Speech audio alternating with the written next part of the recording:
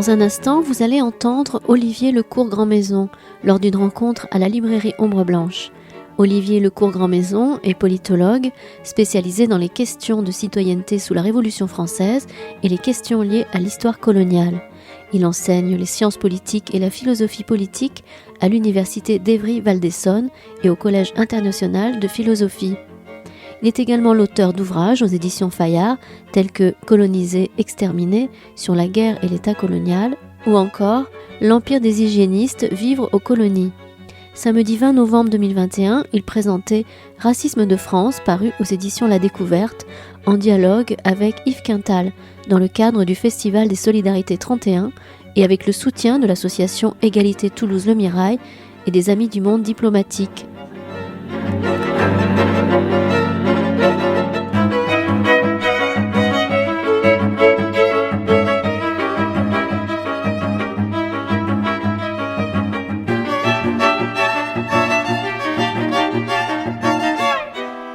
Bien, merci à vous tous d'être venus, d'avoir répondu à cette invitation de ma petite association du Mirail, là, de Bellefontaine, des quartiers populaires, Égalité Toulouse Mirail. Et donc on intervient dans les quartiers comme on peut, avec très peu de moyens.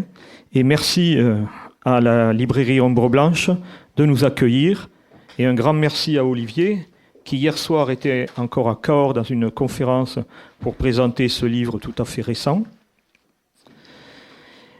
Et voilà, donc vous avez dans la dernière page du livre un peu une présentation d'Olivier, mais on pourrait y passer du temps, tellement il y a eu d'ouvrages travaillés et publiés ou coordonnés, parce que celui-là c'est une coordination avec Omar Slaouti, des marches des solidarités et des rassemblements contre l'islamophobie. Donc là, plusieurs personnes ont participé, ont travaillé. Et puis on donne tout de suite la parole à Olivier qui va vous présenter son travail, son ouvrage, qui est vraiment remarquable. Donc Olivier, à toi la parole. Merci beaucoup à la librairie Ombre Blanche pour l'invitation. Je précise immédiatement qu'il ne s'agit pas simplement pour moi de me plier au respect des civilités élémentaires, mais parce que le contenu du livre, le livre lui-même, les thèmes qu'il aborde, les concepts qui y sont développés, les catégories qui sont employées, les discriminations systémiques qui sont objectivées, font l'objet aujourd'hui moins d'ailleurs de débats que de polémiques qui sont toujours plus violentes. Alors évidemment, très violente à l'endroit de celles et ceux qui sont racisés, notamment dans les quartiers populaires, dès lors qu'ils ont quelques velléités de mobilisation. J'y reviendrai sur la question des violences policières. Polémique également très violente, et ça c'est relativement nouveau, et ça témoigne, me semble-t-il, d'une évolution politique spectaculaire, non plus seulement à l'endroit des jeunes racisés des quartiers populaires, mais à l'endroit de celles et ceux qui travaillent sur ces questions, et travaillant sur ces questions sont également amenés, comme on dit aujourd'hui, à s'engager sur le plan citoyen, comme si le terme de militant était devenu un gros mot. Étant universitaire depuis un temps certain, je n'ai jamais connu, sous les pires gouvernements de droite, d'attaque à ce point collective et frontale contre les enseignants-chercheurs, désormais accusés d'apporter leur contribution significative à ce qu'il est convenu d'appeler le séparatisme, et je l'utilise évidemment entre guillemets, compte tenu de l'origine du terme et des usages qui en sont faits. Usage évidemment discursif, mais usage politique et juridique, j'y reviendrai là aussi. Et donc, merci infiniment parce que ce sont évidemment des questions qui suscitent donc les réactions que l'on sait. Lorsque nous sommes engagés, ce n'est pas mon livre, c'est résolument un ouvrage collectif que Omar Slaouti et moi-même avons initié, l'objectif étant au fond de réunir un certain nombre de contributions significatives permettant à celles et ceux qui se reconnaissent et s'inscrivent dans le cadre de l'antiracisme politique de s'exprimer sur un certain nombre de domaines et dans leur domaine de compétences, en cherchant d'une part à faire en sorte qu'un un nombre significatif d'autrices soient présentes. Elles le sont, puisque sur 24 contributions, il y a plus de contributions d'autrices que d'auteurs. Et par ailleurs, il nous semblait également important, sur un certain nombre de contributions thématiques, de demander à des spécialistes, enseignants, chercheurs ou pas, concernés, donc racisés, de pouvoir écrire sur les sujets sur lesquels ils travaillaient et pour lesquels ils étaient, en raison de leur racisation, au premier chef concernés. Non pas que je pense ou que nous pensons que pour travailler sur ces sujets, il faille nécessairement être racisé, mais parce que je pense en particulier à la contribution de Mamoula Soumaoro, mais pas elle seule, sur la négrophobie, mais également à celle d'une chercheuse enseignante qui a enseigné en tout cas à l'Université de Toulouse, chinoise d'origine, qui a fait la contribution sur l'antiracisme, sur le racisme anti-asiatique, pardonnez-moi, et qui permet de conjoindre à la fois une connaissance du champ et une expérience de. Ce qui, évidemment, n'est pas possible quand on n'est pas concerné par. On peut avoir une connaissance du racisme, on peut avoir une connaissance des racismes, on peut avoir une très bonne connaissance des discriminations, mais en tant qu'homme blanc, je ne referai ici, en tout cas, jamais l'expérience de discrimination systémique et de racisme, et plus précisément, jamais l'expérience très pratique de contrôle policier, puisque, habitant la région parisienne, je peux passer tout à fait tranquillement dans des lieux qui font l'objet de contrôles policiers très stricts, contrôles policiers au faciès sur lesquels je reviendrai, et évidemment, je ne suis pas identifié comme. Je suis identifié comme en blanc, d'autant plus respectable, supposément, que l'âge venant, ils peuvent constater que, et donc j'échappe évidemment à un certain nombre de choses. Fournir donc et faire en sorte que les uns et les autres s'expriment sur la question de l'antiracisme politique, d'une part en mettant au jour un certain nombre de racismes qui sont, me semble-t-il, trop souvent invisibilisés, comme on dit, marginalisés assurément. Je pense en particulier à la question de l'antiracisme, du racisme asiatique, décidément, qui, lorsque l'ouvrage est paru, avait connu un regain significatif en France et notamment aux États-Unis pour des raisons qui sont entre autres liées, mais pas uniquement à la question de la pandémie du Covid, qui sont, je crois, liées à des bouleversements géopolitiques infiniment plus profonds et qui font que désormais la Chine et ceux qui sont identifiés comme venant de la Chine est pensée comme une menace existentielle très significative par ce qu'il est convenu d'appeler le monde occidental, ce qui est, me semble-t-il, entre autres, à l'origine de cela. Je ne peux évidemment pas, là, dans le cadre du temps qui m'est imparti,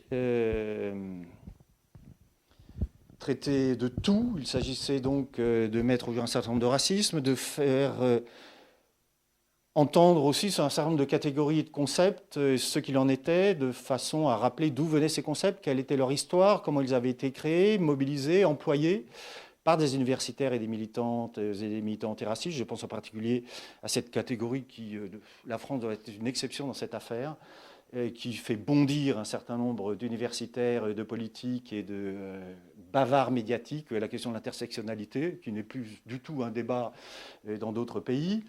La question de l'islamophobie, j'y reviendrai, la France là aussi fait figure d'exception et de village gaulois qui vaillamment résistent, alors même que partout ailleurs, dans un certain nombre de pays, ça fait à la fois l'objet de recherches très anciennes, c'est validé par des institutions internationales, il y a même à l'ONU une journée mondiale contre l'islamophobie.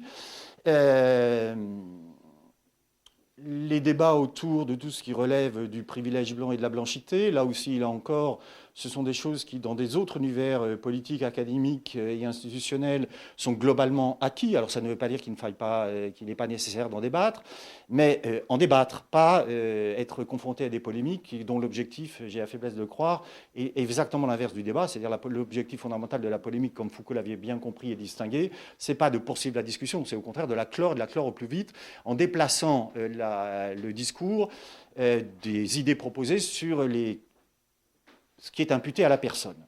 Et donc en transformant un débat qui à l'origine doit être politique en une sorte de débat personnel où l'objectif est de faire taire celui qui ou celle qui intervient.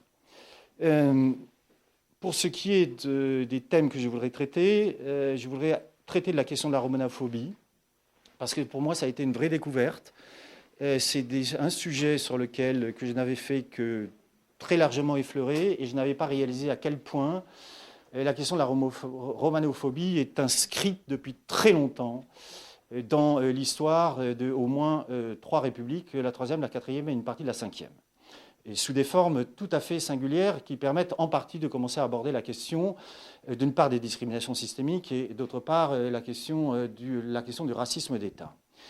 Le deuxième élément sur lequel je voudrais intervenir, c'est évidemment la question de l'islamophobie, qui, encore une fois, est un terme, une catégorie très souvent employée, très souvent dénigrée, très souvent niée. Je montrerai que, contrairement à ce qu'un certain nombre disent, cette catégorie est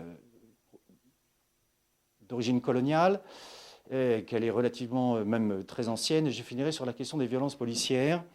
D'une part parce qu'elles permettent de montrer un certain continuum entre le passé colonial de la France et la façon dont la France a traité ses indigènes, ceux qu'on appelait ainsi en tout cas. Et je rappelle que ce n'est pas simplement un terme disqualificatif, c'est un véritable statut politique qui permet là aussi de montrer comment la Troisième République, entre autres, mais la Quatrième aussi plus tard, a été parfaitement compatible et comment la République a pu parfaitement fonctionner en imposant à certaines catégories de la population vivant sur le territoire national sur le territoire national, qu'il soit entre guillemets métropolitain ou département français d'Algérie, en les soumettant à un véritable état d'exception permanent. Sur la question de la romanophobie, vraie surprise pour moi à la lecture de la contribution, puisqu'on découvre en effet que cette romanophobie d'État débute par la loi du 16 juillet 1912, qui établit pour ce qu'on appelle à l'époque et ce que les politiques et les juristes distinguent, d'un côté ce qu'on appelle à l'époque les gens du voyage, IE français, de l'autre les ziganes, IE étrangers. Les premiers se voient imposer la carte d'identité. Alors quand on dit ça aujourd'hui, ça paraît, on ne voit pas très bien de quoi il s'agit, ni en quoi ça pourrait être, si peu que ce soit, une discrimination. Sauf qu'il se trouve qu'à l'époque, ils sont les seuls Français à se voir imposer une carte d'identité dans la mesure où celle-ci n'a pas encore été imposée à la totalité de ceux qui vivent sur le territoire national. C'est donc bien un dispositif d'identification, un dispositif de contrôle qui pèse sur une portion spécifique et singulière de la population française, identifiée à partir d'un certain nombre de critères qui sont évidemment le fait qu'ils sont des gens du voyage, l'absence de sédentarité, et avec l'absence de sédentarité, l'imputation à cela de toute une série de caractéristiques négatives, tendant à faire de cela des menaces, je dirais quasi structurelles, à l'ordre public et à la sécurité des biens et des personnes, ce qui légitime évidemment la mise en place d'un dispositif d'exception. La carte d'identité, ce qui justifie aussi, bien sûr, la législation d'exception, qui est une législation d'exception, puisqu'encore une fois, elle ne s'applique qu'à une portion de celles et ceux qui vivent en France. Relativement aux ziganes identifiés comme étrangers, il se voit imposer un carnet anthropométrique, directement issu des techniques de l'anthropologie, des carnets anthropométriques déjà mobilisés par la police, un carnet anthropométrique et d'une précision scientifique à l'époque redoutable, photos, mensuration, couleur des yeux, taille des bras, etc., etc. Et là aussi, il s'agit, encore une fois, d'un dispositif d'identification et d'un dispositif qui vise à contrôler la circulation de ceux-là, qui sont l'objet d'un double stigmate, d'une part parce qu'ils sont des agents du voyage, d'autre part parce qu'ils sont étrangers, dans un contexte de xénophobie d'État globalement parfaitement assumé. Où l'autre, étranger, y compris étranger européen, est pensé comme une menace sociale et éventuellement une menace politique. Ce sera le cas notamment de ceux dont on dit dans les discours officiels la France, terre d'accueil de ceux qui fuient les persécutions politiques. Et de citer souvent le cas des républicains espagnols. Pardon, ceux qui utilisent cet argument pour célébrer la France terre d'accueil sont soit d'une ignorance crasse, mais à ce moment-là il faut lire les bons livres, soit des idéologues patentés, puisque rappelez que contrairement à la légende dorée de la France terre d'accueil, les républicains qui ont fui l'avancée inexorable des troupes de Franco n'ont pas à proprement parler, sauf à mésuser radicalement le terme accueil, été accueillis. Ils ont été placés dans des camps d'internement. Alors, je n'ai pas voulu dire que l'internement soit une forme d'accueil. Et il me semble qu'accueillir quelqu'un, c'est faire droit, dans tous les sens du terme, à sa présence, le traiter comme un semblable, et à ce titre, lui devoir, parce qu'il est identifié comme un semblable, un certain nombre d'égards, de regards, et d'égards, pas simplement d'égards en termes de civilité, mais d'égards en termes d'accès au droit. Le moins qu'on puisse dire, c'est que les camps d'internement ne sont pas exactement dans cette tradition. Donc, on voit bien là surgir des dispositions d'exception juridiquement sanctionnées qui pèsent à la fois sur des Français et sur des étrangers. La carte d'identité et le carnet anthropométrique vont perdurer tout au long de la Troisième République. Le Front populaire n'y va pas toucher, pas plus d'ailleurs qu'il va toucher et modifier si peu que ce soit la condition des indigènes. Le régime de Vichy va persévérer dans cette voie et ajouter à cette affaire, évidemment, l'internement des Roms et des Tziganes. Alors c'est tout à fait singulier parce que parmi les catégories ethno-raciales qui ont fait l'objet des génocides perpétrés par les nazis, les Roms et les Tziganes échappent, si j'ose dire, à ce qui s'est passé pour la destruction des Juifs d'Europe, c'est-à-dire après 1945, globalement, je vous passe les détails, la disqualification radicale de l'antisémitisme. Progressivement, etc. Nous sommes d'accord. Certes, relativement au génocide perpétré contre les Roms et les Tziganes, c'est tout à fait singulier parce que, ce génocide a très longtemps été invisibilisé et marginalisé, pour ne pas dire en partie nié, et d'autre part, ce génocide n'a eu strictement aucune conséquence significative sur la romanophobie d'État à l'échelle de l'Europe et à l'échelle de la France. La preuve, c'est que l'ensemble des dispositifs précités ont poursuivi vaillamment sous la 4e République et après le rétablissement des institutions républicaines. Alors même que le préambule de la 4e République, évidemment en réaction à ce qui s'est passé pendant la Seconde Guerre mondiale, réaffirme le principe de non-discrimination, qui vaut globalement et généralement. Sans doute les fondateurs de la Troisième République pensent-ils fondamentalement d'abord avant tout aux Juifs, mais la question des Roms passe ailleurs. Passe ailleurs, si j'ose dire, c'est-à-dire que les discriminations qui les affectent pèsent sur eux. Et il faut attendre 1969 pour que le carnet anthropométrique soit enfin supprimé. Supprimé, oui, bien sûr, admirable, formidable. Supprimé et remplacé par un carnet de circulation qui pèse sur les mêmes. L'objectif étant, quand on lit les débats parlementaires, globalement, on a une extraordinaire permanence des représentations. Tziganes, peu importe, Roms, gens du voyage, instabilité du point de vue de l'emploi, instabilité du point de vue des revenus, gens du voyage, donc toujours encore trouble à l'ordre public, insécurité relativement à la sécurité des biens et des personnes, ce qui justifie une fois encore la mise en place du livret de circulation.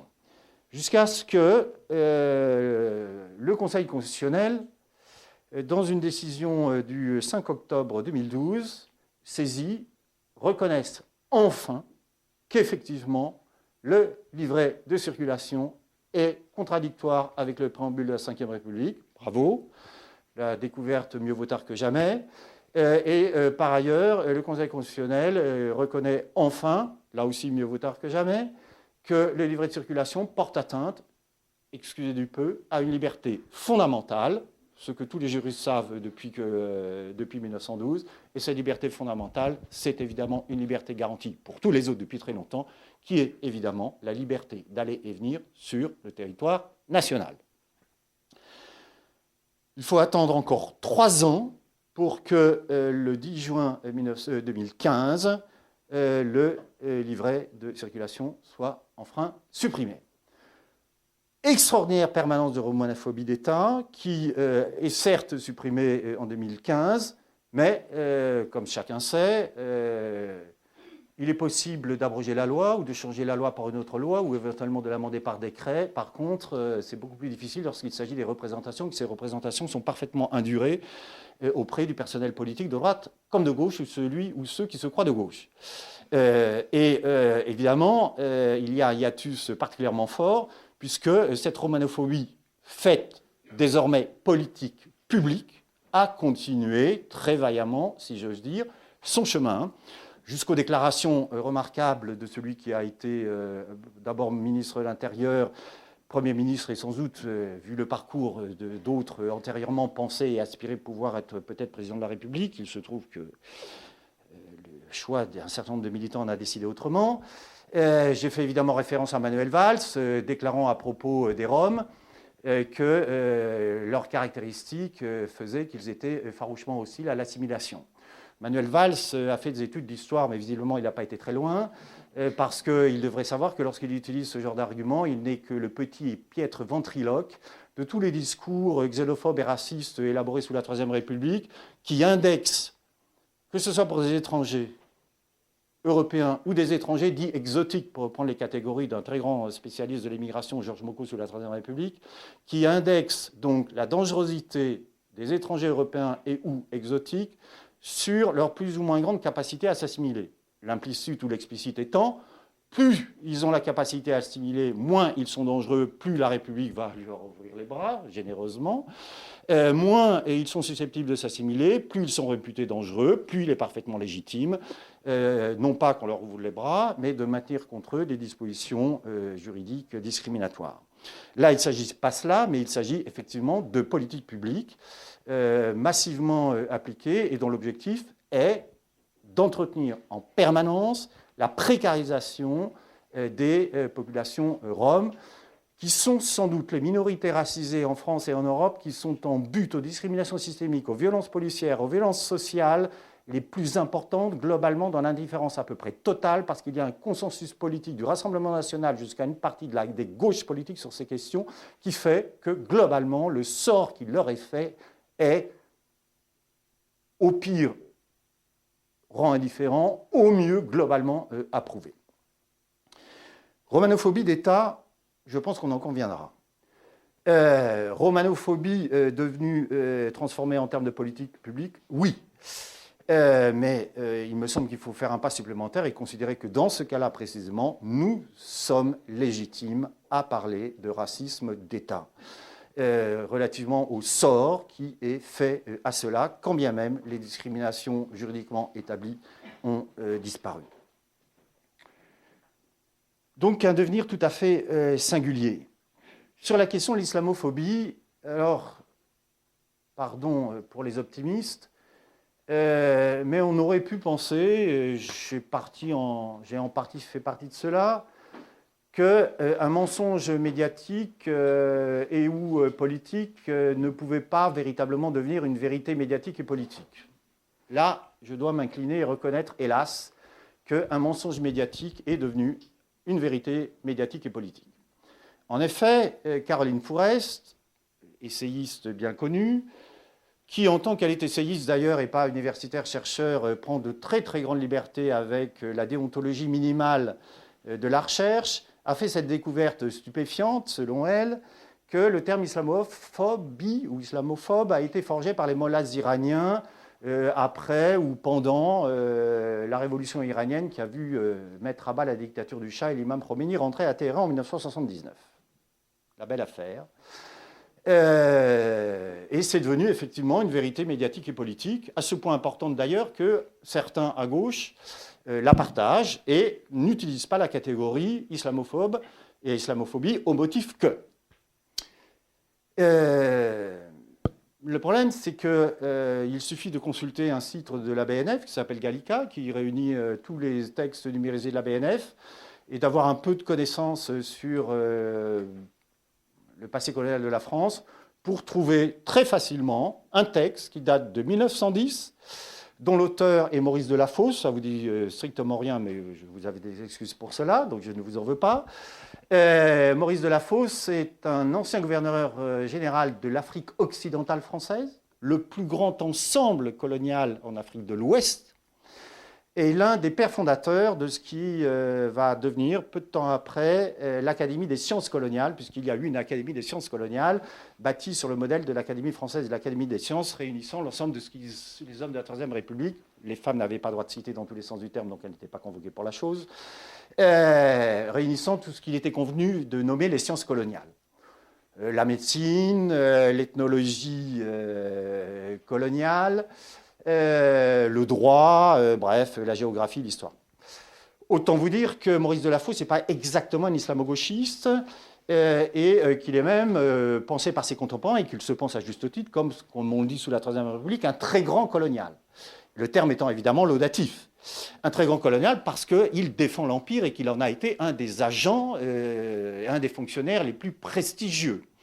Et Maurice Delafosse, dans cet article, critique, en des termes peu amènes, assurément, la politique menée par la France en Afrique occidentale française, et il critique, il utilise l'expression, la politique islamophobe menée par la France en Afrique occidentale française.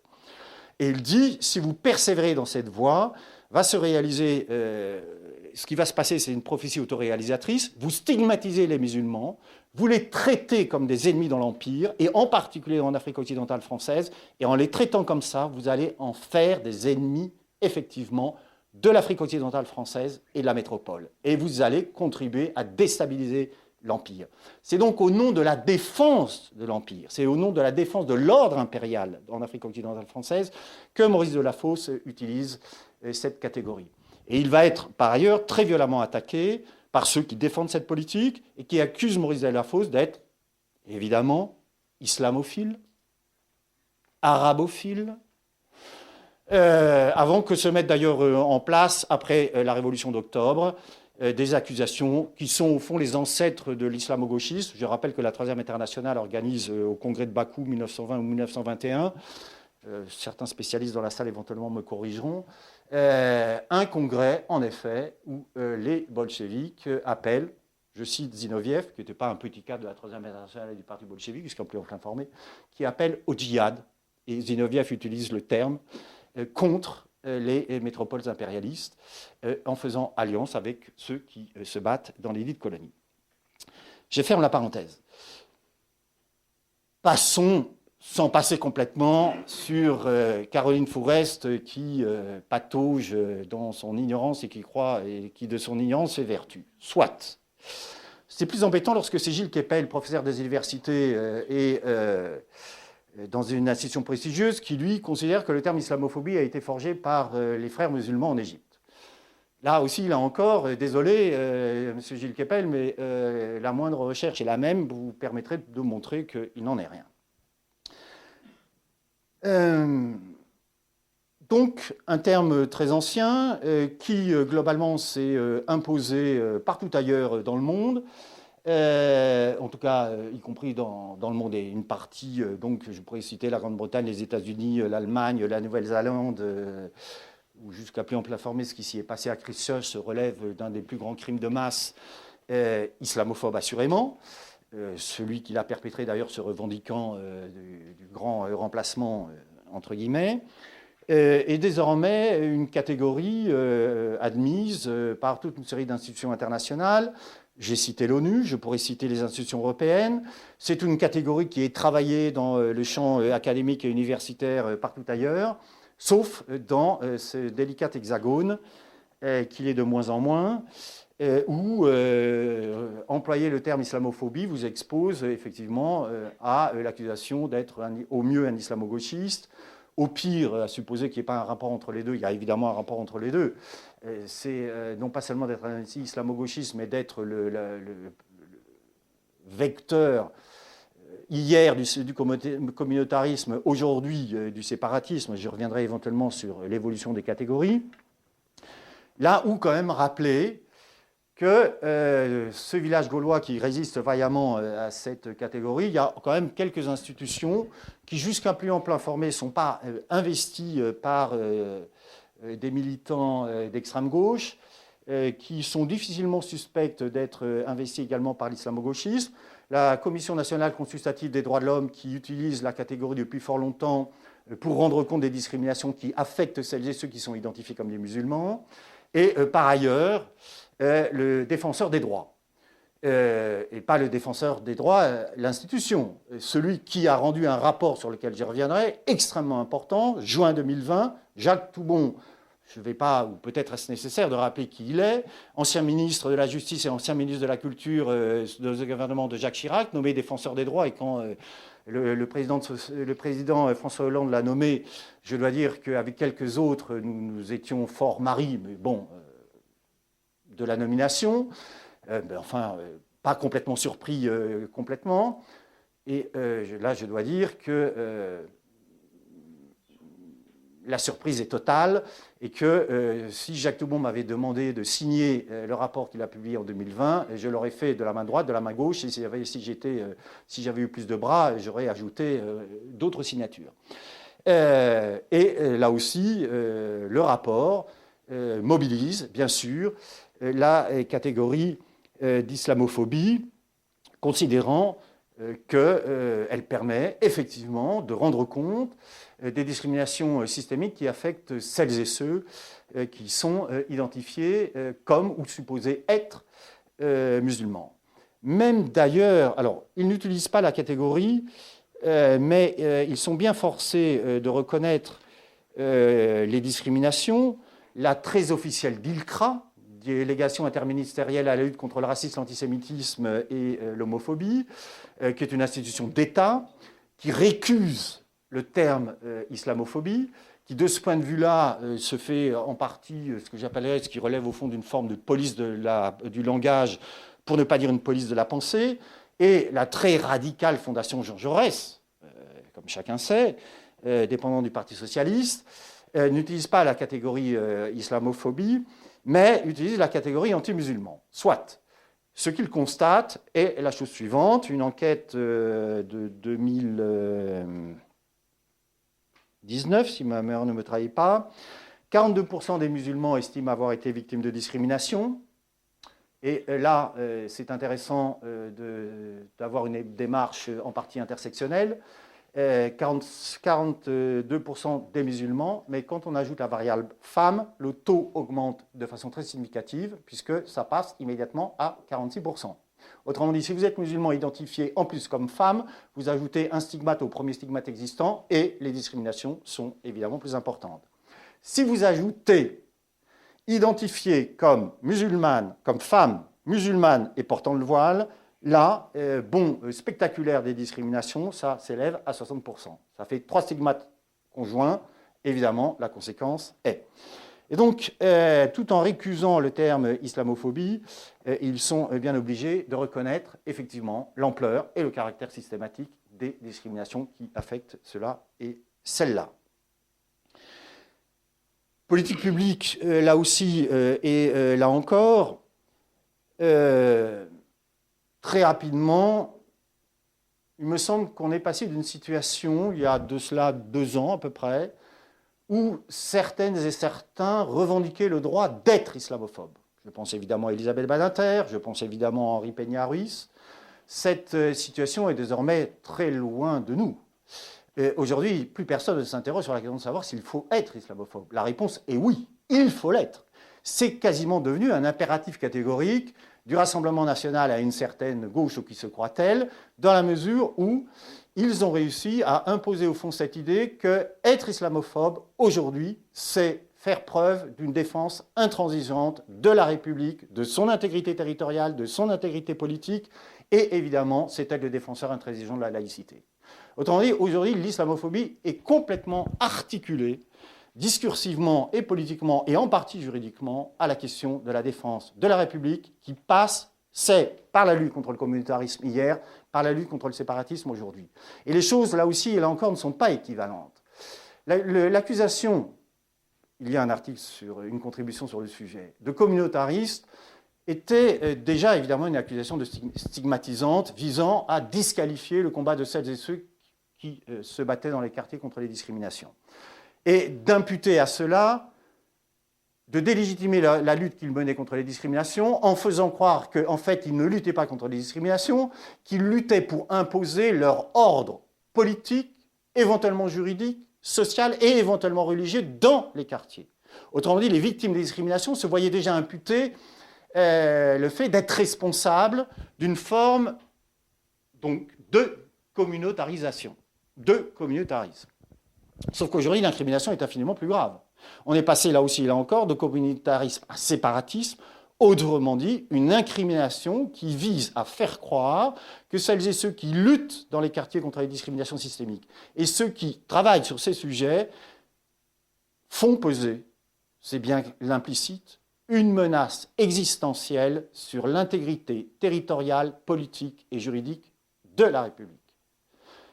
Et évidemment, il n'y avait pas besoin forcément d'être très grand clair pour comprendre que dès lors que ce vocable, cette catégorie, les représentations qu'elle mobilise, étaient désormais utilisées par les plus hauts sommets de l'État et le chef de l'État lui-même, il y avait fort à parier que cela allait déboucher sur des dispositions législatives. Et évidemment, l'attentat dont a été victime Samuel Paty a été l'occasion pour l'exécutif de s'engager dans cette voie et de s'engager dans la mise en place du projet de loi dit séparatisme.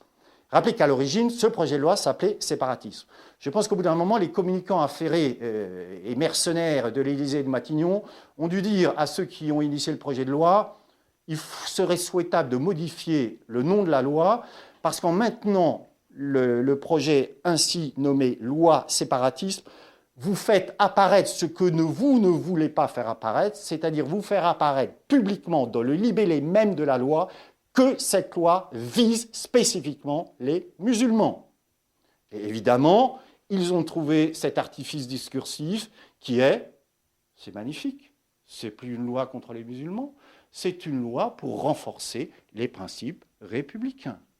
Autrement dit, le changement d'appellation permet évidemment de répondre par avance à l'argument selon lequel vous visez les musulmans, mais bien sûr que non, nous visons tous les séparatismes qui existent en France. Sauf que, comme chacun sait, comme par hasard, ceux qui sont pensés fondamentalement comme les vecteurs du prétendu séparatisme, ce sont évidemment les musulmans.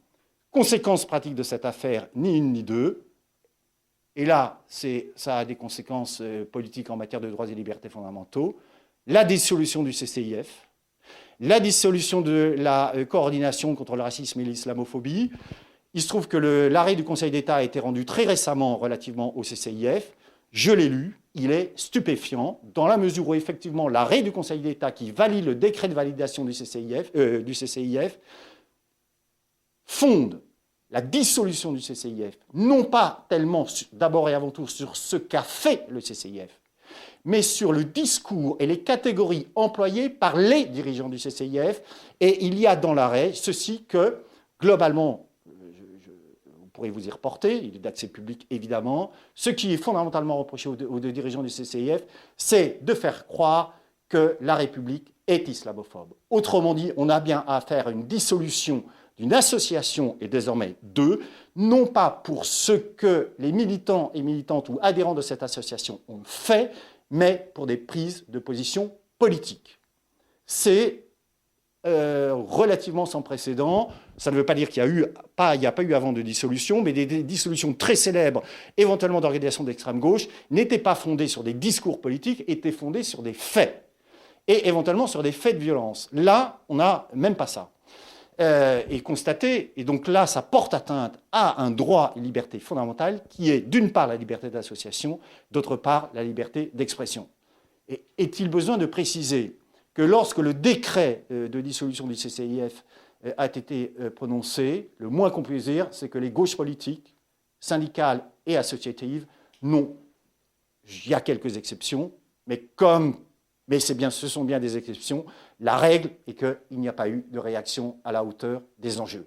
C'est-à-dire à la hauteur, non pas seulement de la défense du CCIF, mais à la hauteur, encore une fois, de la défense de la liberté d'association et de la liberté d'expression. J'ai la faiblesse de croire que si un décret de dissolution avait été pris contre une autre association de défense des droits de l'homme, la réaction eût été unanime, unitaire et massive.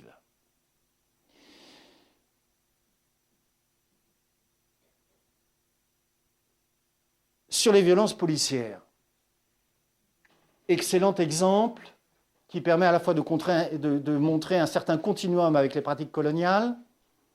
En précisant immédiatement, je dis bien un certain continuum, il ne s'agit pas de les faire croire ou laisser croire si peu que ce soit que des pratiques coloniales aux pratiques policières d'aujourd'hui, il y a une voie directe et que les pratiques policières d'aujourd'hui sont exactement les mêmes que les pratiques policières à l'encontre des indigènes avant 1945 et des Nord-Africains après, ou de ceux que, dans le vocabulaire officiel de la 4e et de la 5e, on appelait très délicatement les FMA.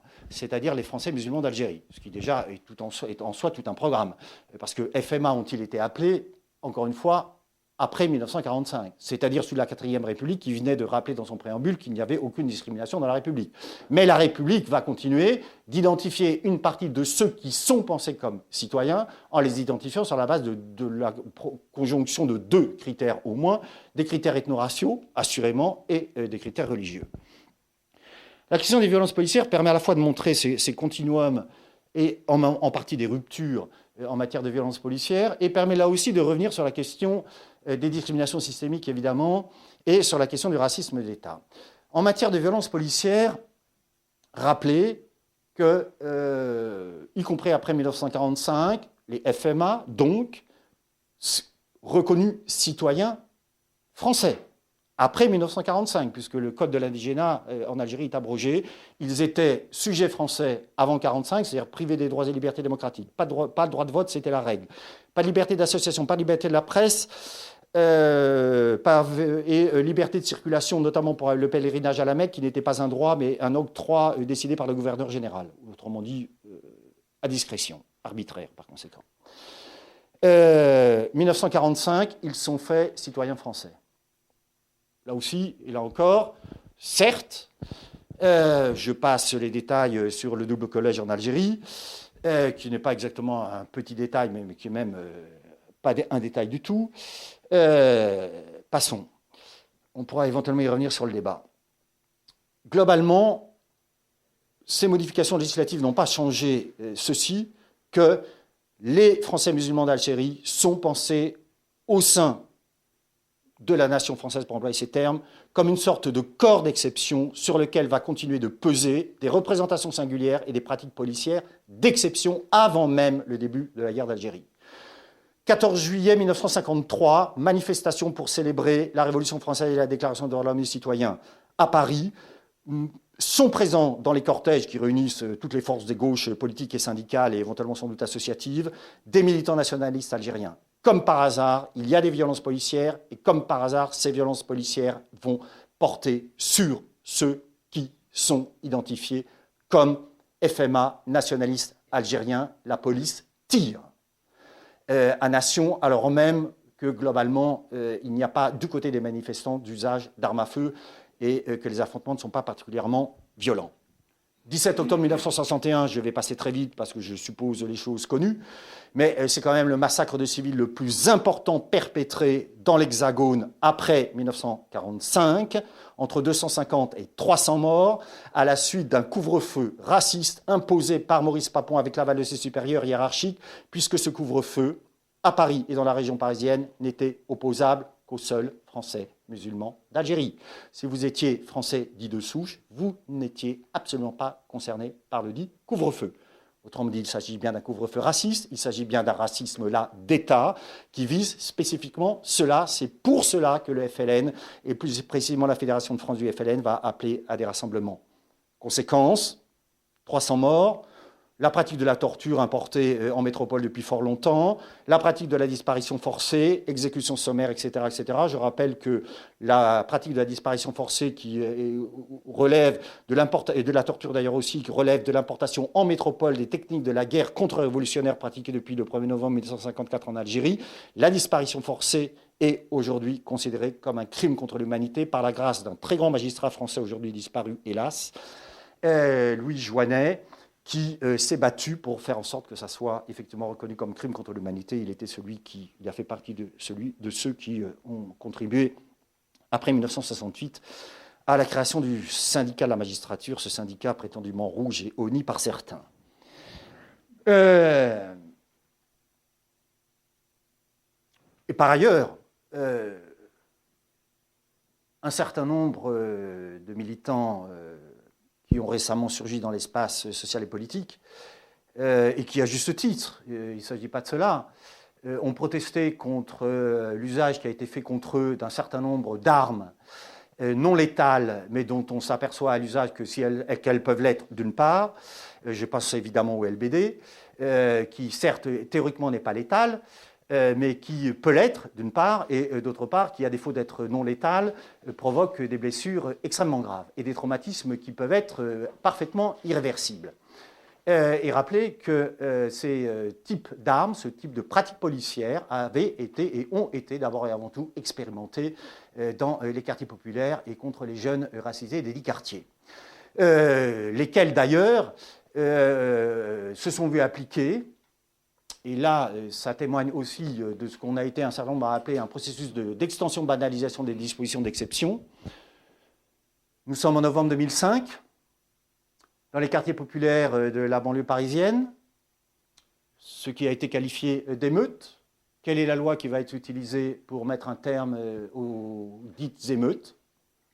La loi de 1955. Il n'y a pas besoin d'être un historien, et un historien du droit en particulier de haute volée, pour comprendre que la loi de 1955 est une loi qui est votée en pleine guerre d'Algérie. Autrement dit, c'est une loi d'exception qui est légitimée à l'époque par le caractère exceptionnel de la situation qui a surgi en Algérie après le 1er novembre 1954. Et c'est ce qui légitime, pour le législateur de l'époque, l'adoption d'une loi d'exception.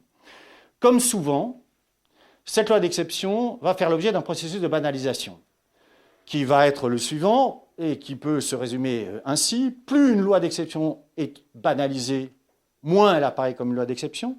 Moins elle apparaît comme une loi d'exception, plus elle est utilisée. Tant et si bien qu'au bout d'un certain nombre d'usages, globalement, il apparaît qu'il s'agit d'une disposition normale, qu'il est donc légitime de mobiliser pour mettre un terme aux émeutes. Et en ce qui concerne la loi de 1955, on est effectivement confronté à ce processus d'extension-banalisation. Comme par hasard, le premier usage de la loi de 1955, c'est pas dans la France hexagonale, c'est en Kanaki, Nouvelle-Calédonie. Je préfère parler de Kanaki, surtout eu égard à ce qui est en train de s'y passer et à ce qu'il risque de s'y passer.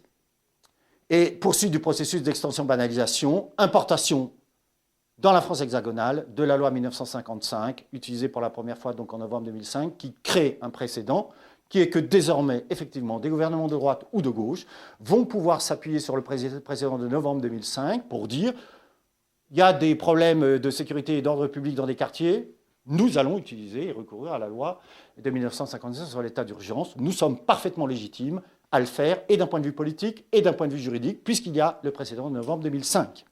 Et rappeler que l'application de la loi sur l'état d'urgence, cette loi sur l'état d'urgence a été appliquée dans certains quartiers populaires de la banlieue parisienne jusqu'en janvier 2006, alors même qu'il n'y avait plus aucune émeute dans les 10 quartiers populaires. C'est souvent le cas des dispositions d'exception, c'est qu'une fois qu'elles sont établies, les gouvernements en place tardent, pour toute une série de raisons, évidemment, à abroger, enfin pas à les abroger, mais à lever leur application, parce que c'est extrêmement pratique, évidemment, pour les pouvoirs en place, pour leur administration et pour leur police, de pouvoir utiliser les dispositions d'exception pour rétablir ce qu'ils appellent l'ordre républicain. Violences policières qui sont là parfaitement objectivées, parfaitement étudiées. Et je finirai sur ce point, puisque l'enquête est en fait maintenant, elle doit avoir au moins une dizaine d'années. Une enquête menée sur le terrain par 2 sociologues, Fabien Jobard, qui d'ailleurs signe dans l'ouvrage la contribution sur la police et la justice, et Laurent Lévy, une enquête de terrain qui a été financée par la fondation Open Society, qui est assurément une fondation d'un islamo-gauchisme échevelé, puisqu'elle est financée par le milliardaire George Soros, qui est bien connu pour son gauchisme radical et son islamophilie non moins radicale. Enquête de terrain qui a permis de montrer ceci, que dans la région parisienne et à Paris, si vous êtes identifié comme étant de type nord-africain et noir, la probabilité que vous soyez contrôlé par les forces de l'ordre est entre 6 à 8 fois plus élevée que si vous êtes identifié comme de type européen. C'est la preuve empirique, j'allais dire presque absolue, mais on le savait, mais il ne suffit pas de le savoir généralement, il fallait pouvoir en montrer les effets. La pratique publique, la politique publique des contrôles aux faciès, qui sont donc des contrôles discriminatoires, qui sont donc aussi des contrôles fondés sur l'imputation d'un certain nombre de critères, ethno-raciaux, éventuellement religieux, d'âge, de genre, parce qu'évidemment, les jeunes hommes racisés des quartiers populaires sont identifiés comme étant éventuellement plus dangereux que les jeunes femmes racisées des quartiers populaires, en raison des caractéristiques qui leur sont imputées, ce qui justifie, là aussi et là encore, des pratiques policières discriminatoires. Qui justifie des pratiques policières discriminatoires, qui font l'objet, là aussi, dans le rapport Toubon, qui s'appuie entre autres sur cette enquête, le rapport Toubon dénonçant ce type de pratique, avec d'ailleurs la CNCDH et beaucoup d'autres ONG comme Human Rights Watch et Amnesty International. Et j'ai finirai sur ce point parce que pour moi, ce sont deux arrêts de la Cour de cassation qui sont extrêmement importants, puisque effectivement, la Cour de cassation a eu à connaître de ces, comme on dit, a eu à connaître de ces contrôles aux faciès. En 2016, d'une part, puisque des jeunes racisés des quartiers populaires ont effectivement été contrôlés et ont saisi les tribunaux. 2016, la Cour de cassation rend un arrêt qui condamne qui? Les policiers qui ont procédé au contrôle? Évidemment non. Ces fonctionnaires de police n'ont pas violé un ordre oral ou écrit. Mieux, ils n'ont fait qu'appliquer des consignes. Et ces consignes sont les consignes qui relèvent de l'application d'une politique publique assumée par le ministre de l'Intérieur, par le gouvernement et par le chef de l'État. Nous sommes donc bien en présence d'une politique publique. Nous ne sommes pas en présence d'initiatives individuelles de policiers qui, racistes, proches du Front National, auraient décidé de leur propre chef de contrôler celui-là plutôt que celui-ci. Et donc, ce ne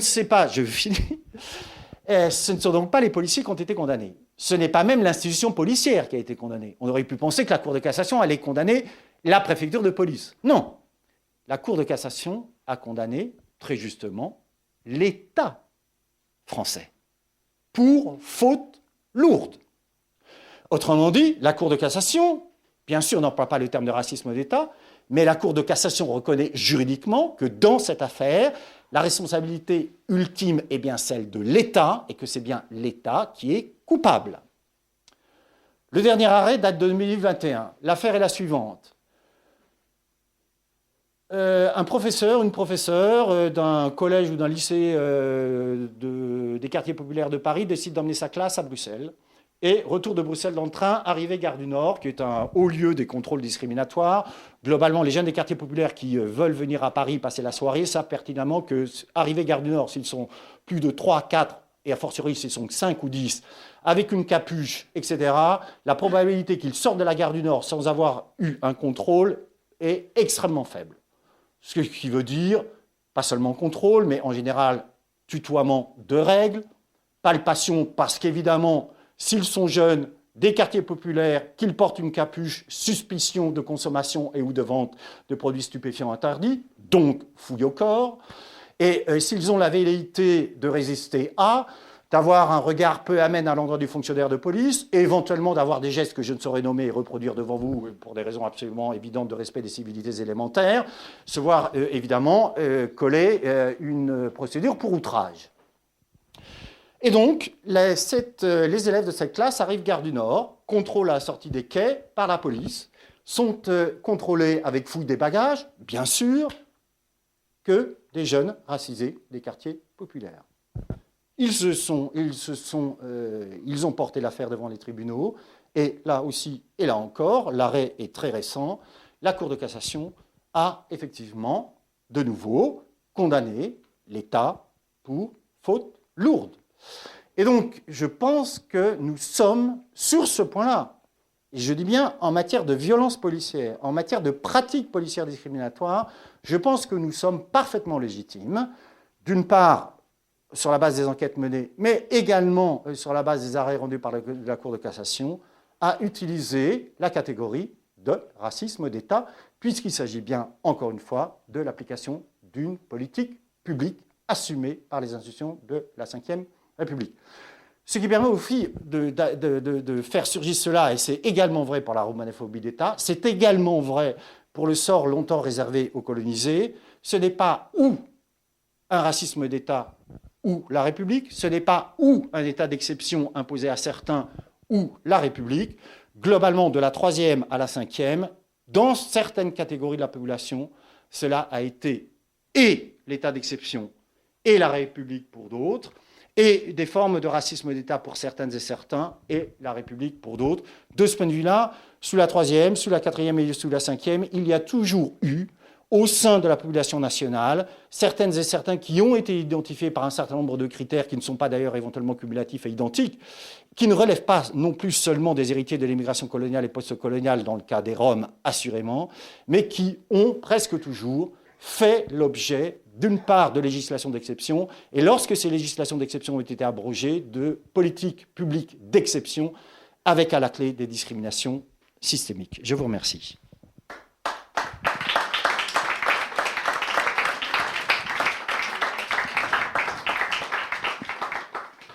Bien. S'il y a des interventions, des questions, un débat, n'hésitez pas.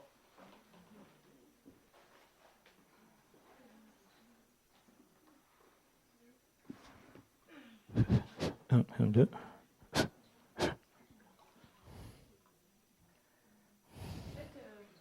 Alors, mademoiselle d'abord, et après Aïssa. Un, deux. En fait, pour certains d'entre nous, c'est quelque chose qu'on connaît depuis la naissance jusqu'à aujourd'hui. Enfin, je vous remercie de cette question de l'objectivation, ça fait du bien parce que par moments, on a l'impression qu'on est dans la pathologie, en fait, à force d'avoir des tours de passe-passe avec la langue, la rhétorique, et puis ce que vous rappeliez sur une partie de moi, mes colères, elles vont sur la partie de la gauche dont je ne comprends pas toujours les fonctionnements, en fait. Et du coup, ça en devient presque un peu problématique pour se positionner politiquement et militer. Et comme le disait Abdelmalek Sayed, exister, c'est exister politiquement. Moi, je rajoute aussi poétiquement. Et par moments, franchement, enfin, on se demande où on peut exister. Et quand on invente ou qu'on construit parce qu'il existe des organisations, je pense au Front Uni, des quartiers populaires, ou je pense à d'autres organisations que j'ai pu fréquenter en 2005, la stigmatisation à l'œuvre, elle est incroyable en fait. Et moi, j'ai vécu ça personnellement très fort en 2004-2005, où j'étais dans l'éducation nationale et où j'ai démissionné, où je suis rentrée en tant que journaliste à Radio France dans les programmes de diversité des médias. Je me suis fait éclater la face en fait. Et donc, c'est pas une question purement individuelle. À l'époque, j'ai essayé de faire circuler ces choses-là, parce que pour moi, je pense que ça devait exister peut-être pour d'autres gens à l'époque, la préscience que cet islamo-gauchisme était en train de... Enfin, cette critique de l'islamo-gauchisme ou ces assignations permanentes sur ce qu'on allait pouvoir être comme menace potentielle à la République, ça me semblait incroyable. C'est-à-dire que sur ce truc, sur la liberté d'expression, la liberté aussi d'exercer une profession sur laquelle on va être systématiquement, quand on a ces origines-là et qu'on vient en plus, on fait le cumul des mandats, classe, race, sexe. En l'occurrence, pour moi, c'était ça, c'était cumul des mandats. Fille d'ouvrière, descendante de l'héritage colonial algérien, etc. Elle parle bien, celle-là. Alors, des fois, elle parle trop bien. Alors, quand on parle mal, on parle trop mal. Enfin bref, il y a vraiment ces trucs. Et en fait, aujourd'hui, je me pose vraiment la question, en fait, quand on... tout ça, ça conduit, il faut bien reconnaître aussi chez les racisés, à un moment donné, des mécanismes d'autocensure, de dépression permanente, de points, de parcours, des trajectoires en pointillés, pendant que les autres avancent.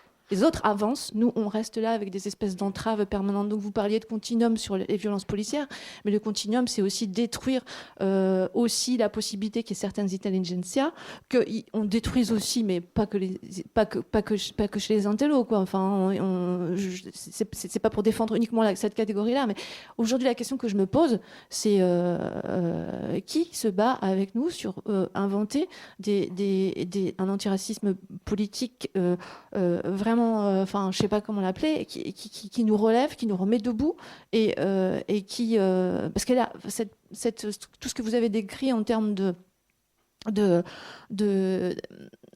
enfin, c'est même plus que de l'amnésie historique, c'est une manière c'est une propagande en fait qui est mise en place. Comment on contre cette propagande-là? Et puis surtout, comment on permet à ceux qui sont l'objet, les victimes de ces trucs-là, de se relever, quoi. Enfin, moi, ça fait que pas très longtemps que je me relève des trucs d'autocensure, de me dire ça suffit maintenant.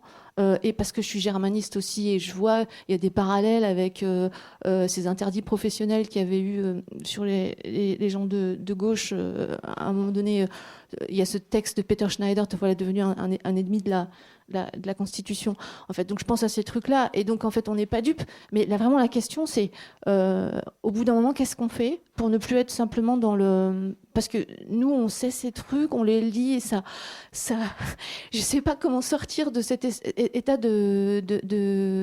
comment dire, de sidération, parce que c'est comme si on se battait contre un pays entier, quoi, dans ton propre état, quoi. Qu'est-ce qu'on fait de ça, et comment les organes de gauche se situent là-dessus? Et dans la salle, est-ce qu'il y a des propriétaires, des gens qui travaillent dans le logement, qui sont employeurs, qui sont ceci, cela, etc. Parce que c'est tous les stades de tous les stades de l'existence qui sont visés, quoi. Enfin, là, ma mère est en train de vieillir, elle a 90 ans. Le psy lui demande en quelle année on est, elle répond 55. C'est pas édifiant quand même. C'est pas édifiant. Enfin, voilà, c'est juste ce que je voulais dire. Merci.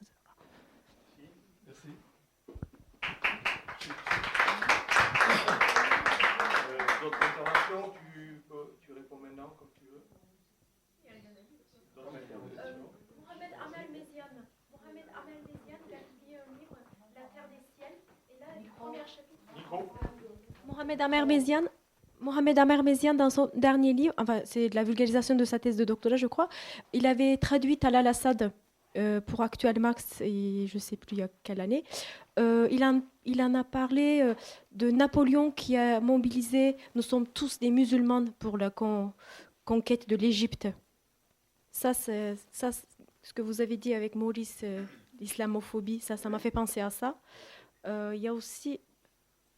Enfin, on dirait que la République, là, en ce moment, en train de se défendre avec les réflexes, enfin, pour dire, chacun sort ses réflexes et tout devient... la République est en train de se radicaliser. Enfin, la radicalisation, en fait, tout le monde se radicalise, on va où? Enfin, bref. Aïssa, peut-être? Vous me le citez. Oui, je regarde de temps en temps les informations de 20h et puis des coups de flash, j'entends islamo-gauchiste, islamo-fasciste, islamo-nazi. Par exemple, l'islamo-nazi, c'est Edoui Plenel. Je vous le dis comme ça, on peut vérifier.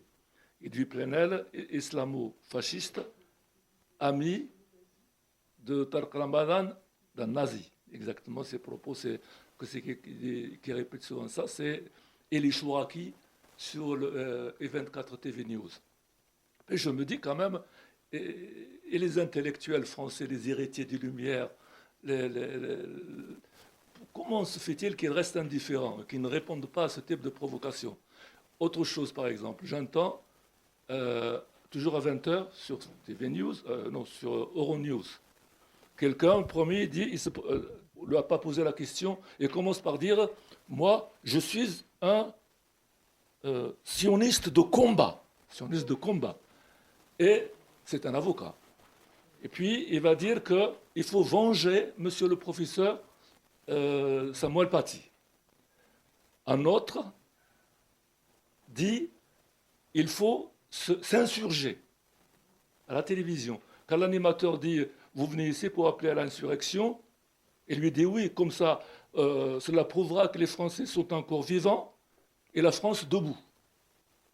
Et lorsque l'animateur lui dit ça se dit pas, et donc le journaliste, un vieux journaliste, ça fait 40 ans qu'il fait du journalisme, refoule, pour ne pas le citer, et dit puisque vous ne me laissez pas parler, je m'en vais. Il fait semblant de s'en aller, l'autre journaliste il dit moi aussi je m'en vais.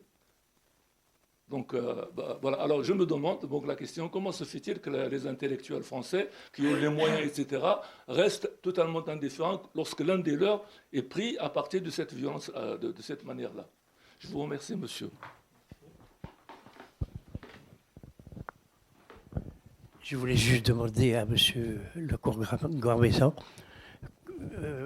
J'étais un petit peu surpris de votre introduction sur la romanophobie, ce qui est tout à fait justifié d'ailleurs.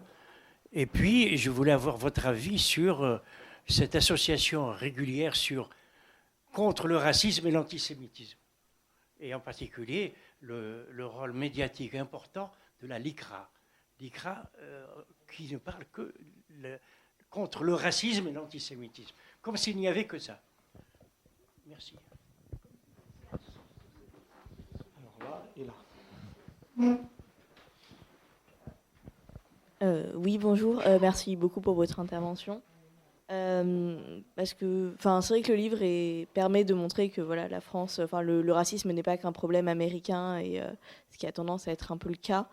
Mais du coup, je m'interrogeais parce que c'est vrai que on a la chance, moi j'ai la chance d'être dans un master où on a de la théorie décoloniale et où on étudie vraiment ces questions-là, mais c'est encore super rare en France, alors que dès qu'on regarde vers les États-Unis, c'est quand même beaucoup plus présent. Il y a des gros mouvements de théorie sur les Black Studies, sur les Decolonial Studies, les Postcolonial Studies. Et je me demandais d'un point de vue un peu pratique où en était le travail de traduction, en fait, parce que c'est vrai que les ouvrages comme ça en France sont encore peu traduits, donc si on maîtrise pas l'anglais, on a du mal à en entrer. Donc bien sûr, à l'université en plus, c'est encore très très marginal. Et voilà, donc du coup, je me demandais si vous saviez un petit peu au niveau de la traduction, ou... ouais, voilà. Merci beaucoup. Bonsoir, je voudrais juste avoir votre avis sur comment faire pour sortir du cercle de la violence et de la haine mutuelle. Par exemple, j'ai lu 2 articles écrits par 2 personnes arabes qui sont venues en France, et ils ont tous les deux eu des expériences semblables lors des formations qu'ils suivent en tant qu'émigrés ou en tant que réfugiés pour se familiariser avec le droit français. Et tout ça, c'est une formation de 4 jours.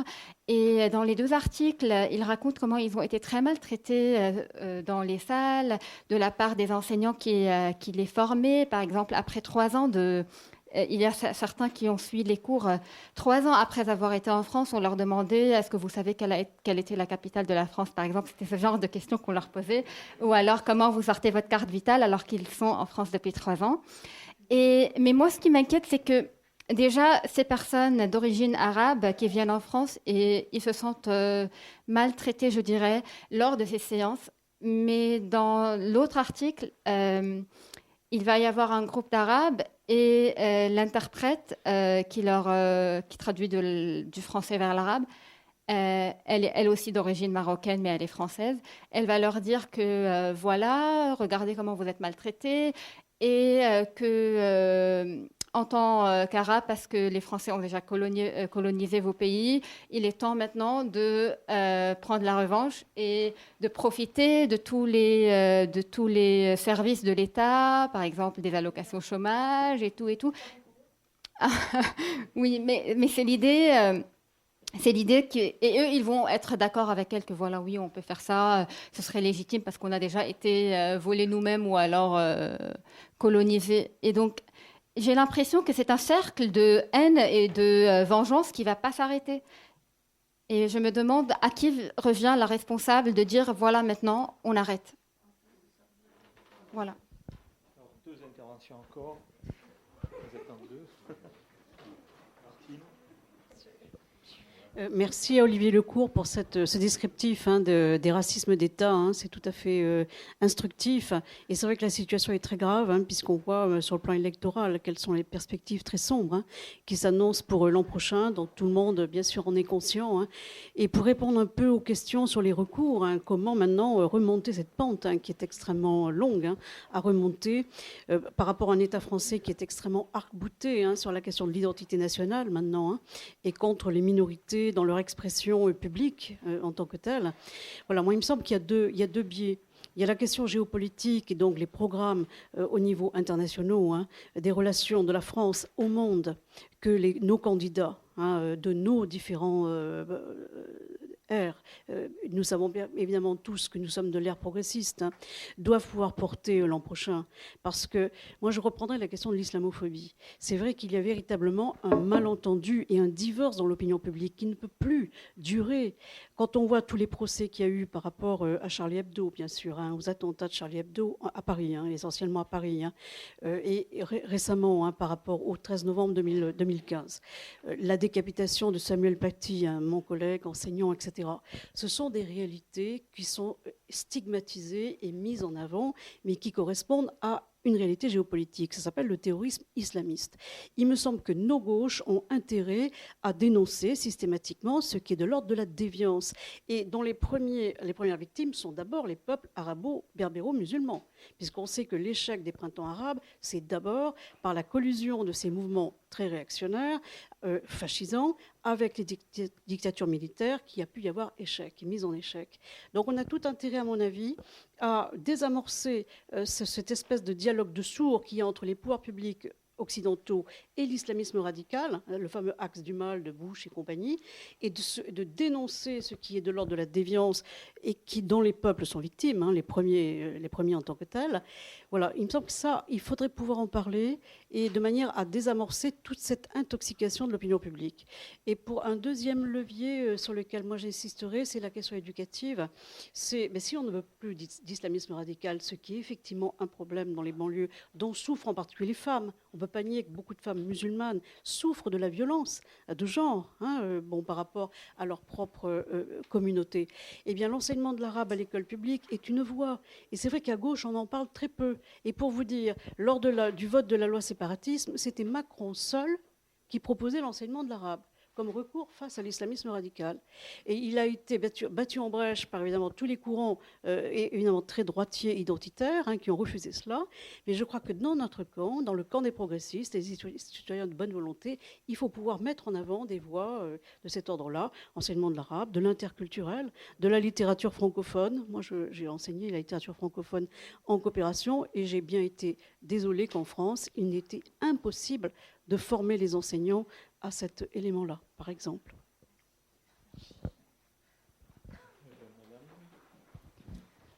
Oui, je m'excuse, c'est une toute petite question après cette intervention beaucoup plus large. Vous avez parlé d'attaque collective et frontale, et je crois que vous avez absolument raison. Je voulais simplement savoir si dans le milieu universitaire, cette police de la pensée choque et crée des solidarités chez les chercheurs et les enseignants. Voilà. Rassurez-nous.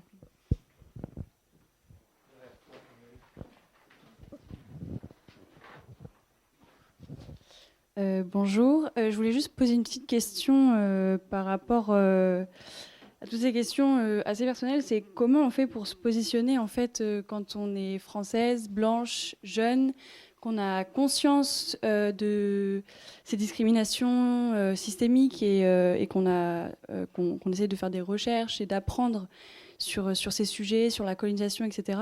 Et comment on fait en fait pour se positionner sans pour autant prendre la place des personnes concernées dans l'espace public, parce que c'est pas le but.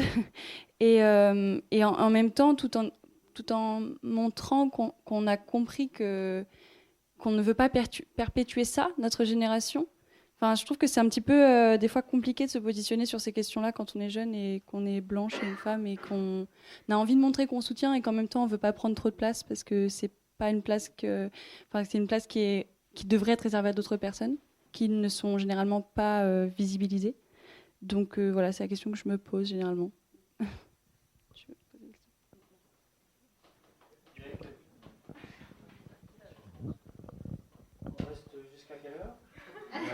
Hélène, je peux te dire très longtemps. Jusqu'à quelle heure? Si vous multipliez les questions, les réponses... Jusqu'à la demi, donc il reste très peu de temps. Jusqu'à quelle heure? Moins le quart. Moins le quart. 30 minutes.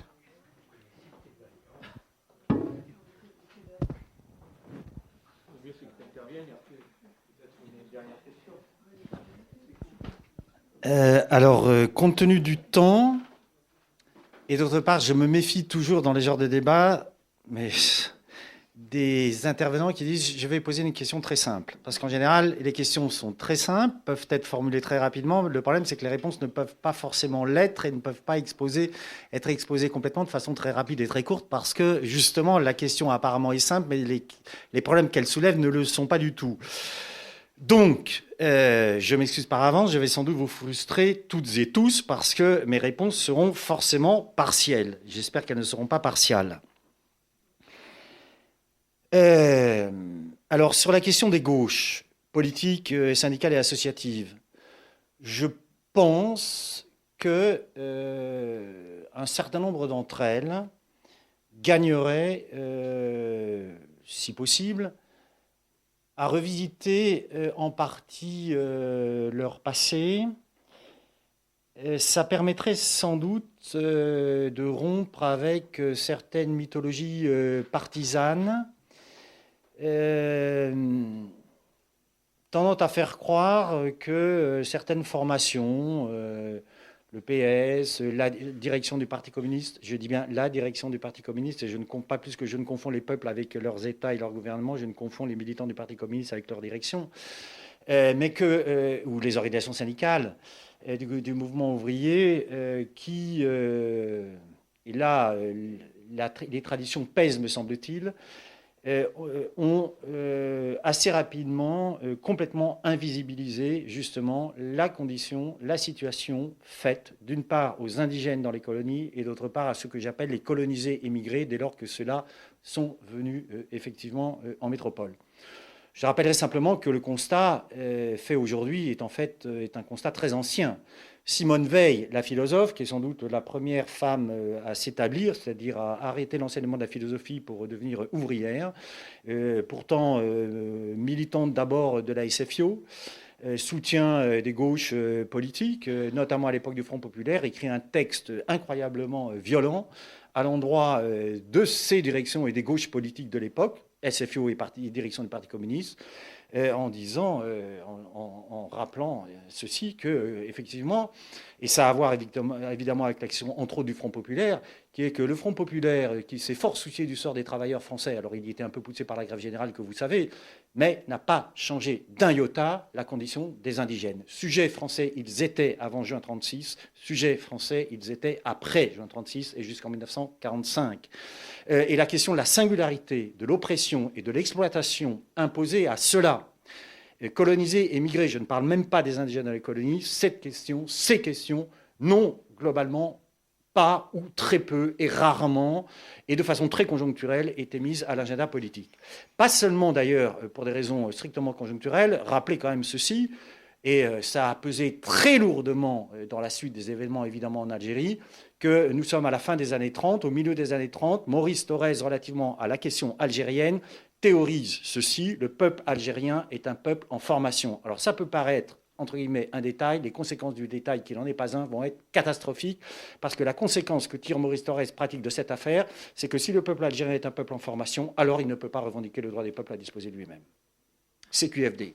Et Maurice Thorez ajoute, en utilisant une citation stalinienne ou léninienne, je ne sais, le droit au divorce n'implique pas l'obligation de divorcer. L'affaire est réglée. Ça permet de comprendre pourquoi, jusqu'en 1962, la direction, je dis bien la direction du Parti communiste, ne va pas se battre pour l'indépendance de l'Algérie, mais va se battre pour la paix en Algérie. Avec des conséquences catastrophiques. La direction du Parti communiste appelle à la répression de ceux qui ont manifesté à Sétif, Guelma et Kherata, et qui va déboucher sur les plus grands massacres Algérie à partir du 8 mai 1945. Les députés du Parti communiste votent les pouvoirs spéciaux demandés par Guy Mollet.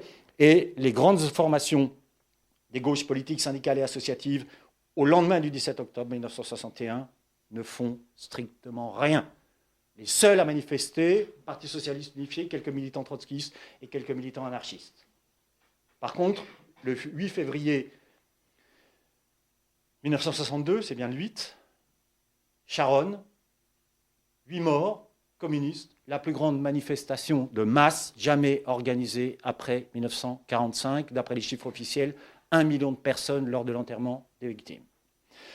Et donc ça, évidemment, ça pèse terriblement, je crois. Et j'en veux entre autres pour preuve que, globalement, aujourd'hui, il ne se passe pas d'heure, pratiquement, sans que la question de l'islam, de ceux qu'on appelle désormais les migrants, la question des quartiers populaires, la question du séparatisme ne soit pas traitée d'une façon ou d'une autre et soit placée par, entre autres, les candidats d'extrême droite et les candidats des droites parlementaires, les républicains, au plus haut de l'agenda politique. Je regarde les discours des prétendants et aspirants et déjà déclarés ou putatifs candidats à l'élection présidentielle. Je suis hélas, obligé de constater que, globalement, la question des discriminations systémiques, la question de la lutte contre l'islamophobie, acceptons la question de la lutte contre les actes anti-musulmans, la question, encore une fois, elle est certes parfois dans les textes, on peut en discuter, mais encore une fois, elle n'est jamais au plus haut de leur agenda politique, alors même que a surgi celui que vous savez et qui n'a pas pu contribuer évidemment à la radicalisation des discours tenus par les candidats des droites parlementaires. De ce point de vue-là, en matière de propositions radicales, pour suivre l'actualité politique en France déjà depuis un certain temps et être un peu investi dans ces affaires, je n'ai pas connu de campagne présidentielle qui ait été menée aussi à droite et je n'ai pas connu de propositions aussi radicalement attentatoires à des droits fondamentaux visant à remettre en cause des dispositions qui datent relativement à la loi sur la nationalité, qui datent de 1889, notamment la remise en cause du droit du sol au profit du droit du sang. C'est une revendication qui, à l'origine, était celle des droites les plus radicales et qui est aujourd'hui massivement assumée globalement par tous les candidats de la droite républicaine. Je n'ai pas connu de remise en cause plus radicale de la Convention de Genève et des droits relatifs aux réfugiés, puisque la très sémillante Valérie Pécresse propose simplement, relativement aux réfugiés, de faire en sorte, si elle était élue, que les demandes d'asile soient faites par les demandeurs dans leur pays d'origine auprès des ambassades de France. C'est une destruction totale de la Convention de Genève et du droit relatif aux réfugiés. Rappelez ceci, qu'il n'y a aucun rapport entre le nombre de réfugiés et de demandeurs d'asile en Europe et en France en particulier et la réalité entre ça, la réalité du phénomène et ce que les mêmes disent. Faut-il rappeler ce chiffre ? 85% de ceux qui ont franchi une frontière internationale pour des raisons de persécution diverses, politiques, de genre, d'orientation sexuelle, religieuse, mariage forcé, excision, 85% d'entre eux se trouvent dans des pays du Sud. Parmi les 3 premiers pays qui accueillent des réfugiés au monde, il n'y a pas un seul pays européen, il n'y a pas un seul pays occidental, il n'y a pas un seul pays de l'OCDE. Premier pays, la Turquie. Pendant très longtemps, le premier pays à accueillir le plus grand nombre de réfugiés sur son sol, c'était l'Iran, pour des raisons géopolitiques absolument évidentes depuis la guerre, le déclenchement de la guerre par la supposément glorieuse Union soviétique en 1979. Et donc, il n'y a pas de crise migratoire, il n'y a pas de vague migratoire. Il y a une crise fondamentale des politiques de l'asile parce que nous sommes effectivement confrontés à une radicalisation sans précédent des politiques publiques en cette matière, et pas simplement du côté de la Pologne, pas simplement du côté de la Hongrie. Les propositions qui sont faites aujourd'hui sont des propositions dont le radicalisme est sans précédent, en tout cas assumé par ceux-là.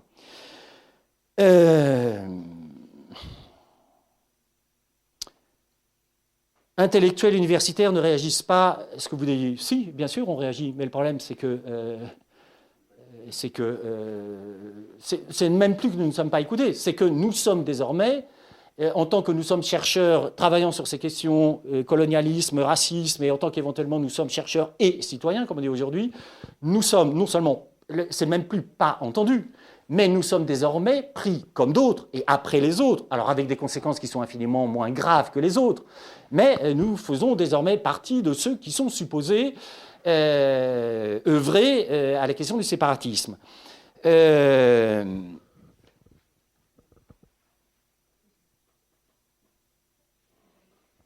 ce qui me permet de répondre en partie sur la question qui est-ce qui m'a posé la question sur la question de la solidarité de la prétendue communauté universitaire. Alors d'abord, il n'y a pas de communauté universitaire, il n'y a pas plus de communauté universitaire qu'il y a de communautarisme dans les quartiers populaires, il n'y a jamais eu de communauté universitaire, c'est très rare qu'elle se manifeste en tant que telle. Il y a comme partout ailleurs, globalement, les universités ne sont que le reflet de ce qui se passe ailleurs. L'atonie est globalement j'allais dire presque totale, les pôles de résistance d'une faiblesse remarquable. Et je rappelle que la preuve qu'il n'y a pas de communauté universitaire, c'est que j'ai des, entre guillemets, des collègues, qui sont des collègues d'un point de vue académique, mais on va s'en tenir là, qui sont à l'origine d'un observatoire du décolonialisme, entre autres cheville ouvrière Pierre-André Taguieff, collègue du CNRS, collègue... mais adversaires politiques assurément, qui ont mis donc en place un observatoire du décolonialisme, qui ont mis en place des listes de ceux qui sont supposés, comme vous... Alors, vous avez dit qu'à Toulouse, il y a des enseignements des études post-coloniales ou décoloniales. Ça doit être sans doute... il y a dû avoir Toulouse et Paris 8, et contrairement à ce que disent des bavards médiatiques, ce qui menace les universités, ce n'est pas les études post- ou décoloniales. Ce qui menace les universités, c'est une politique publique à l'endroit des universités de destruction de la recherche et du CNRS. Et par ailleurs, ce qui menace la recherche, c'est également la bureaucratisation croissante et l'absence de crédit pour. Bref. Et donc, avec des conséquences très importantes, puisque la liste qui a été dressée par l'Observatoire du décolonialisme, et je fais partie de la liste, s'est retrouvée sur le site Français de souche, qui a établi une liste nominative de tous ceux qui sont identifiés comme étant des décoloniaux, des islamo-gauchistes, les idiots utiles de l'islamisme, etc., avec nom, référence et responsabilité. Donc la communauté universitaire, de ce point de vue-là, elle est à l'image, hélas, du reste du pays, c'est-à-dire la situation est admirable, douce, et l'avenir est radieux. Notamment des auteurs qui n'arrivent plus à publier en France, par exemple Pascal Boniface. Je cherche un livre d'un auteur, j'ai fait toutes les librairies Toulouse, les médiathèques, on ne le trouve pas. Je ne peux même pas le commander sur Non, globalement, il n'y a pas de problème pour être publié en France. Le problème, c'est on trouve des éditeurs, sauf qu'en général, ce sont des petits éditeurs. Et deuxièmement, même si ce ne sont pas forcément des petits éditeurs, les ouvrages publiés ne sont éventuellement pas, ne font pas l'objet de recensions, etc. Et au fond, il n'y a même plus besoin d'appliquer une censure. La meilleure des censures étant le silence, qui permet de faire en sorte qu'un livre publié n'a quasiment pas d'existence, justement parce qu'il est rendu quasiment invisible en raison du silence d'un certain nombre de médias. Donc, c'est beaucoup plus efficace que la censure telle qu'elle pouvait se pratiquer grossièrement. Et en plus de ça, ça permet d'éviter d'être justement accusé de censure, puisque globalement, on n'a strictement rien censuré, on n'a strictement rien empêché, on a simplement observé un silence religieux, pour le dire en ces termes, qui n'a strictement rien de religieux et qui est tout fondamentalement politique. Alors, sur ce que vous dites, le processus prétendument spéculaire des haines, c'est-à-dire que ceux qui sont racisés auraient tendance à réagir au racisme et aux discriminations systémiques qu'ils subissent par une haine réactive, etc. Fondamentalement, je n'y crois pas. Je n'y crois pas, c'est pas une question de croyance, c'est une question là aussi d'objectivation. Je vais le dire de façon un peu provocatrice. Ce qui est au fond étonnant en France, c'est qu'il n'y ait pas plus d'émeutes. Ce qui est étonnant en France, c'est au fond qu'il n'y ait pas plus de violence dans les quartiers populaires à l'endroit des institutions qui, pour les habitants des quartiers populaires, représentent très exactement ce qui est l'expression de leur oppression et éventuellement de leur exploitation. Autrement dit, ce qui m'étonne dans certains cas, c'est plutôt le fait que justement celles et ceux qui sont racisés, celles et ceux qui subissent ces discriminations systémiques, celles et ceux qui sont soumis à des conditions d'exploitation et d'oppression singulières ne réagissent pas plus violemment. Et donc, nous ne sommes pas en présence d'un processus spéculaire où les haines dites racistes déboucheraient sur les haines réactives de ceux qui sont racisés et sur le prétendu racisme anti-blanc, alors que certains racisés peuvent avoir à l'endroit des blancs ou de ceux qui sont identifiés comme tels des mots peu amènes et parfois de la violence physique. Oui, certes, assurément, mais ce n'est évidemment pas du tout constitutif d'un racisme anti-blanc. Que je sache, en tant que blanc et blanche dans cette salle, vous n'avez jamais été confronté à des discriminations en emploi, vous n'avez jamais été confronté à une discrimination au logement, vous n'avez jamais été confronté à un contrôle policier arbitraire. Nonobstant, les femmes, bien sûr, blanches, qui, dans ce deux pays, savent qu'à salaire égal et à expérience égale, auront un salaire de 25% inférieur à celui des hommes. Et l'écart salarial s'est creusé au cours de ces dernières années. Vive la France et vive Marlène Schiappa et la sous-secrétaire d'État à l'égalité homme-femme. J'ajouterai par ailleurs, et collègue Guillaumin en avait fait le constat, dans ce livre absolument essentiel qui s'appelle L'idéologie raciste, que par ailleurs le racisme n'est pas forcément haineux. Il y a un racisme amélioratif. Le racisme amélioratif qui pèse notamment sur ceux qui sont identifiés comme asiatiques ou chinois, qui font la contribution le montre. Il y a d'une part, dans certains cas, une forme de racisme amélioratif qui va viser à attribuer à certaines catégories ethno-raciales des qualités supposément positives, le travail. Dans le cas de minorités racisées noires, certaines catégories physiques, mais pour mieux leur retirer les capacités intellectuelles, évidemment, qui est un grand classique, là, des discours racistes élitaires sous la Troisième République, où on reconnaît effectivement aux Noirs un certain nombre de capacités physiques pour mieux leur retirer les capacités intellectuelles et les considérer que, étant mineurs du point de vue de l'usage de la raison, il est donc forcément légitime et absolument nécessaire qu'ils soient mineurs d'un point de vue juridique. CQFD. Ça fonctionne pour vous, mesdames, jusqu'en 1944, d'ailleurs, soit dit en passant. Parce que la Troisième République n'a pas été seulement raciste, elle a aussi été un formidable sexisme élitaire, politique, d'État et juridiquement établi.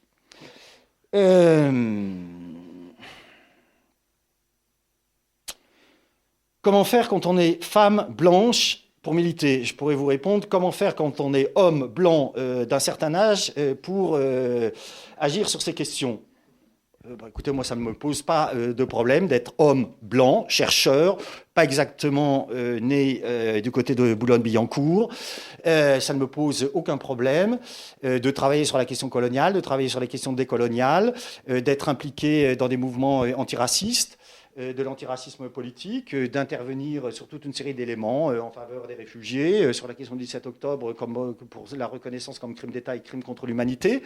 Et je ne vois pas en quoi cet engagement est contradictoire avec le fait de considérer que, effectivement, celles et ceux qui sont racisés doivent effectivement pouvoir s'organiser de façon autonome et donc, là aussi ça fait polémique, et donc pouvoir tenir des réunions non mixtes, comme les femmes l'ont fait après, pendant et après 1968, comme les homosexuels, hommes et femmes, l'ont fait avant, pendant et après 1968, comme les Afro-États-Uniens l'ont fait aux États-Unis lorsqu'il s'agit pour eux de se mobiliser contre les discriminations systémiques et le racisme d'État dont ils étaient victimes.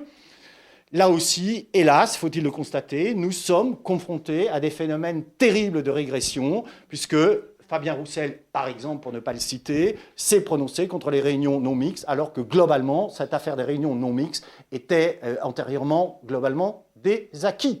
Et donc, oui, nous pouvons, en tant que blancs et blanches, s'engager sur ce terrain, mais ça veut dire aussi faire droit, bien sûr, et d'ailleurs, faire droit, que dis-je, ils n'ont pas besoin de notre autorisation. On pourrait reprendre le slogan des femmes, ne nous libérez pas, on s'en charge. Et donc, du point de vue des minorités racisées, je ne vais pas leur dire, vous pouvez vous auto-organiser. Elles s'auto-organisent. Et elles se sont auto-organisées depuis longtemps. Le mouvement des travailleurs algériens, c'est bien un mouvement d'auto-organisation des minorités racisées et des travailleurs algériens racisés en France qui, justement, se sont auto-organisés parce que les organisations politiques et les associations, les organisations syndicales traditionnelles du mouvement ouvrier ne prenaient pas en charge la singularité de leurs conditions de travailleurs racisés, ni du point de vue de l'exploitation, ni du point de vue de l'oppression spécifique qui était la leur, notamment en matière de contrôle policier et de violence policière. Donc, auto-organisation, bien sûr, et il faut soutenir ces initiatives. Réunion non mixte, oui, bien sûr, et il faut soutenir ces initiatives. Pour ce qui est de l'avenir, comme dirait l'autre, qui vivra verra, en ce qui me concerne, je pense que nous sommes rentrés pour longtemps dans une conjoncture où nous allons nous battre dos au mur. Ce n'est absolument pas un appel à la désertion, ce n'est pas l'expression d'un pessimisme personnel et ontologique. J'ai la faiblesse de croire que cela peut s'appuyer sur un certain nombre d'éléments objectifs que je ne vais pas forcément détailler compte tenu du temps, mais compte tenu de la situation qui est celle des gauches politiques, associatives et syndicales, qui est une situation absolument sans précédent, y compris à la fin de la 4e République, au début de la 5e. Jamais ces gauches politiques, syndicales et associatives n'ont été aussi divisées, n'ont été aussi faibles, n'ont été aussi incapables de présenter une alternative.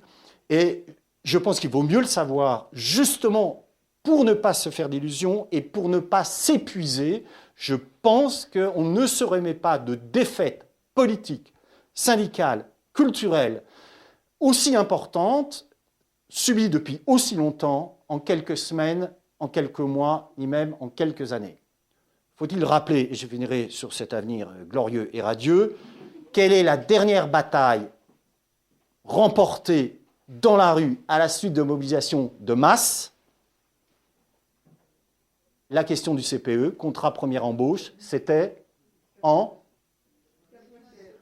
2005-2006 2006. Depuis, tous les projets de loi de gouvernement de gauche comme de droite sur la réforme du travail, la réforme de la SNCF, tous sont passés et nous n'avons cessé de subir des défaites politiques, syndicales et, encore une fois, culturelles. Donc, je pense qu'il faut mieux se préparer à cela en sachant cela, parce qu'encore une fois, c'est des processus dont la réversibilité risque de prendre beaucoup de temps. Ni rire, ni pleurer, comme disait Spinoza, mais comprendre. J'ai la faiblesse de croire que Racisme de France y contribue très modestement.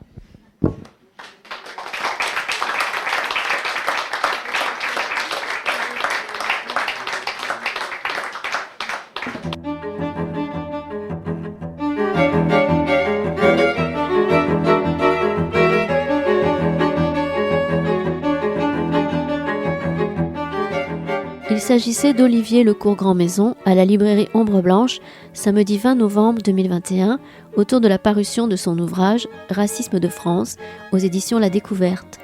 Cette rencontre était organisée dans le cadre du Festival des Solidarités 31 et avec le soutien de l'association Égalité Toulouse-Le Mirail et des Amis du Monde Diplomatique, réalisée et mise en onde par Radio Radio.